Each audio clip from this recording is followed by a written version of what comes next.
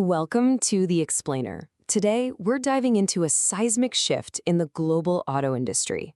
It's a story about a sudden crisis, a new challenger that seemingly came out of nowhere, and a wake-up call for the established giants. And the craziest part? It all happened way faster than anyone thought possible. Everything really came to a head at the 2023 Shanghai Motor Show. For the analysts and industry vets walking those floors, it was a genuine shock. I mean, you could feel it in the air. The world they knew was being rewritten right before their eyes, and the biggest names in the business were suddenly playing catch-up. And this brings us to the central mystery we're tackling today. During those blank 3 years when the world was basically on pause, how on earth did one company manage to completely change the rules of the entire auto industry? Okay, let's dig in. So, first up, the Shanghai shock. This is the moment the industry woke up and realized the game had changed. You have to imagine the doors to the world are basically locked for 3 years. And when they finally reopen, the auto landscape is just completely different. For decades, Japanese automakers were the undisputed kings of quality and efficiency. But after Shanghai, it was painfully obvious that their dominance was seriously in doubt. So, who's the cause of all this disruption? That brings us to a company that, honestly, many people in the West hadn't even heard of just a few years back. Let's talk about the new challenger, BYD. The word staggering doesn't even do it justice. Analysts don't just call BYD's growth fast, they're calling it other-dimensional. And you can really see it here, this explosion. It kicked off just 3 years ago. In that time, they went from being a smaller player to the world's #1 maker of electric vehicles. It's just wild. So how'd they pull it off? Well, experts have this great name for it. They call it BYD's four-sword-style strategy. See, unlike almost everyone else who outsources, BYD controls the 4 pillars of a modern EV. They make their own batteries, which means they control cost and supply. They make their own semiconductors, so they weren't crippled by global shortages.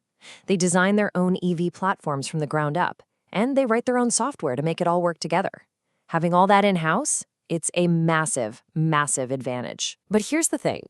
This isn't just a story about one super smart company. It's really about the unique ecosystem that created it.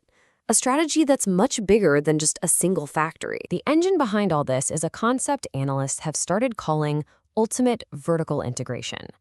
And this isn't just, owning a couple of your suppliers. We're talking about a nationally supported strategy to build these self-sufficient industrial giants that can control literally every piece of the puzzle, from raw materials all the way to the finished car. And this really shows you the clash of 2 totally different philosophies. For decades, the Western model has been all about specialization. You have this complex global network where everyone does one thing really well. The Chinese system, on the other hand, is all about integration and self-sufficiency, often with a huge push from the state. This system creates what you could only call a forge. The domestic market in China is just brutally competitive. You have what one analyst called an abnormal number of new EV brands all fighting it out. And you've got tech giants like Huawei building out the whole ecosystem. So a company like BYD doesn't just survive this, it comes out battle-hardened and ready to take on the world. Okay, so we've covered the how. Now for the so what. Let's look at the fallout for the legacy automakers, the ones who used to rule the road. And the fallout is very, very real.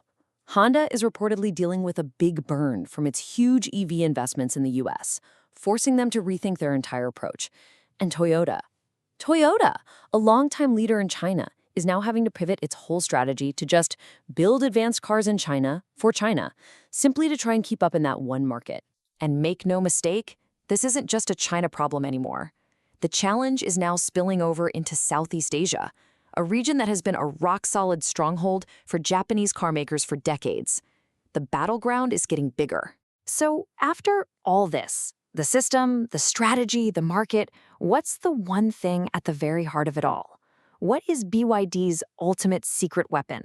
When you strip everything else away, the integration, the software, the government support, the real key to BYD's insane growth, it all comes down to the single most important and most difficult part of any electric car, the battery. Experts are calling it the battery mystery.